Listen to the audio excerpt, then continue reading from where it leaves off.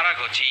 আর এই বৈঠকে পুতিন যুক্তরাষ্ট্রের হামলার নিন্দা জানিয়ে প্রকাশ্যে ঘোষণা দিয়েছেন রাশিয়া সব সময় ইরানি জনগণের পাশে আছে এবং থাকবে।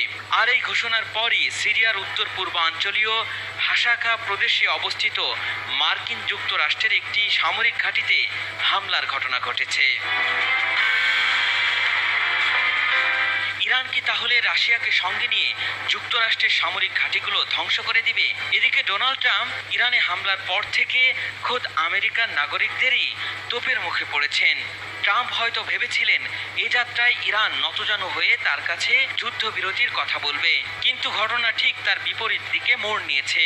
যুক্তরাষ্ট্রকেও কঠোর হুঁশিয়ারি দিয়েছে ইরান। তবে কি ভয়াবহ যুদ্ধে জড়িয়ে যাচ্ছে ইরান ও ইসরায়েল? ইরানের রাষ্ট্রীয় সংবাদ সংস্থা মেহের নিউজের এক প্রতিবেদনে বলা হয়েছে, সিরিয়ার উত্তর পূর্বাঞ্চলীয় হাসাকা প্রদেশে অবস্থিত মার্কিন যুক্তরাষ্ট্রের একটি সামরিক ঘাঁটিতে হামলার ঘটনা ঘটেছে। তবে এই হামলায় তাৎক্ষণিকভাবে কোনো হতাহত বা ক্ষয়ক্ষতির বিষয় কিছুই জানায়নি যুক্তরাষ্ট্র। এই হামলায় মার্কিন ঘাঁটিতে বিরাট বিস্ফোরণের শব্দ শোনা গেছে এবং এলাকা জুড়ে উত্তেজনা ছড়িয়ে পড়েছে। বিশ্লেষকরা বলছেন, এই হামলা মধ্যপ্রাচ্যে চলমান উত্তেজনার পটভূমিতে একটি বড় বার্তা বহন করছে। সাম্প্রতিক সময়ে ইরান, ইসরায়েল ও যুক্তরাষ্ট্রের মধ্যে নতুন করে যে উত্তেজনা তৈরি হয়েছে, এই হামলাটি সেই প্রেক্ষাপটেই ঘটেছে বলে ধারণা করা হচ্ছে।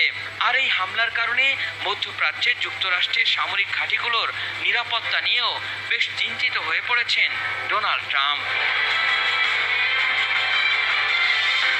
এদিকে ইরানের ওপর যুক্তরাষ্ট্রের হামলাকে ভিত্তিহীন উল্লেখ করেছেন রাশিয়ার প্রেসিডেন্ট ভ্লাদিমির পুতিন। মস্কোতে ইরানের পররাষ্ট্রমন্ত্রী আব্বাস আরাগচির সঙ্গে এক বৈঠকে এই মন্তব্য করেছেন তিনি। বৈঠকের শুরুতেই পুতিন বলেন, ইরানের ওপর যে আক্রমণ চালানো হয়েছে তার কোনো যৌক্তিকতা নেই। রাশিয়া সব সময় ইরানি জনগণের পাশে আছে এবং থাকবে। যুক্তরাষ্ট্রের হামলার পর রাশিয়ার সঙ্গে ইরানের এমন বৈঠক শেষে অনেকটাই হাসি মুখে দেখা গেছে ইরানের পররাষ্ট্রমন্ত্রী আব্বাস আরাগাচির। রাশিয়া ইরানের পাশে থাকায় পুতিনকে ধন্যবাদও দিয়েছেন তিনি। আরাগাচি বলেন, ইরানের সর্বোচ্চ নেতা আয়াতুল্লাহ আলী খামেনি ও প্রেসিডেন্ট মাসুদ পেজেশকিয়ান পুতিনের প্রতি তাদের শুভেচ্ছা ও শুভকামনা পাঠিয়েছেন। ইরান ও রাশিয়ার বৈঠক সফল হয়েছে। রাশিয়া ইতিহাসের সঠিক পাশে রয়েছে বলেও জানান তিনি। আল ইমরান, এটিএন বাংলা।